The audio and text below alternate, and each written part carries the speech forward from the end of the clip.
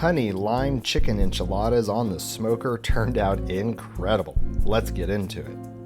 We are starting with boneless, skinless chicken thighs, and we're going to season each side of them with a different seasoning. One side's going to get Bartlow's Barbecue Sweet Red Dirt, and the other side is going to get P&L Steaks' The Fajita Rub. The two of these together give us a blend of flavors of sweet barbecue and more traditional Mexican seasoning. Now we are going to grill the chicken, and as you can see that there's some grease that's been there. When I open the lid, that gets more oxygen, that flare comes up. It's not going to hurt anything. I just want to make sure that I don't place the chicken on where that flash burn is happening, and just know that it's going to make the inside of it hotter when I close the lid because of that extra heat until it burns down. And you want to make sure you let them cook long enough before the first flip so it actually releases from the grates without sticking. And then at this point, we're just going to be flipping them periodically to make sure that they don't get too much char, because they are going to be a filling inside the enchilada, and then we get a nice even cooking. And as you can see, I'm actually rotating them around the grill based on where the hot spots and the cool spots of the grill are, just to make sure that everything gets cooked as evenly as possible. And my favorite trick to know which ones have been flipped and is not is to make sure that when you put them on originally, all the tops or bottoms are facing up, and then you know once you flip them all that they're all facing the same direction. And if there's one that's not flipped the same direction, you know it has not been flipped that rotation yet. And as always, we are going to use a meat thermometer to know when these are done. Food safe needs to go to 165 degrees for chicken, but on thighs, if the collagen will break down more if you take it a little bit higher, I'm aiming for about 170 on these, knowing that they'll have just a little bit more carryover cooking. And we're going to make sure that we probe each of them individually, and if they are done, we're going to pull that one. If they're not done, we're going to come back and continue letting each of them cook until they are fully done and ready to go.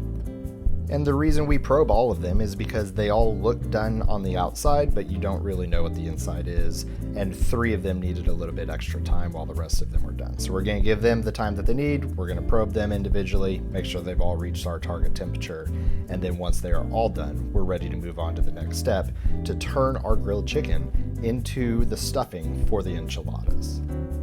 This is the part of the cook where you have to exhibit some real self-control, not to just dig in and start eating now, because as you can see, the juices are running, the flavors on there, the smell was incredible, and you could just tell it was going to be delicious chicken. But what we're going to do instead of eat it right now is we're going to chop it up, and we're going to be able to have really fine dice of the chicken that we're going to be able to then fill the inside of the enchiladas with. Once we have the chicken all diced, we are going to add lime juice and honey, because it wouldn't be honey lime enchiladas without honey and lime. Once we add that straight to the meat, all we're going to do is we're just going to mix it together and make sure that everything has a nice even coating of both of those flavors. And that lime juice especially is going to also help keep the chicken moist while the enchiladas cook. Once the chicken is all prepared, we just need to take our tortillas and we're going to fill them with a combination of our chicken and just shredded cheese. You really can't go wrong with the type of cheese that you use for this. Today we're using a Fiesta blend of cheese, but we've done it with a variety of different cheeses, including spicy cheese, depending on who you're cooking for and everybody's flavor profile preference. As you can see, you really don't need to worry about them crowding, because them being together is going to be just fine, and all we need to do now is start adding the topping. So we're going to take 1 jar of green enchilada sauce, we're going to mix that in with some heavy whipping cream, we're going to spread that around just to make sure that it's incorporated together for a single sauce component and spread it evenly across, and top it with more of that Fiesta blend of the shredded cheese, and then this is ready to go on the smoker. So we have our preheated smoker, we're just going to take the pan, put it in there, and close the lid and let it cook. Now everything here is already actually cooked that needs to be cooked, primarily that chicken. So what we're trying to do is we're trying to warm it all the way through. We're trying to melt the cheese on the outside, melt the cheese on the inside, maybe get just a little bit of crispy edges on some of those tortilla pieces. And as you can see here, kind of step by step, it's just getting meltier and meltier and more delicious. Once you have it to your desired doneness, pull it off, let it cool for a few minutes, and then it is ready to serve, and everybody is going to enjoy eating these.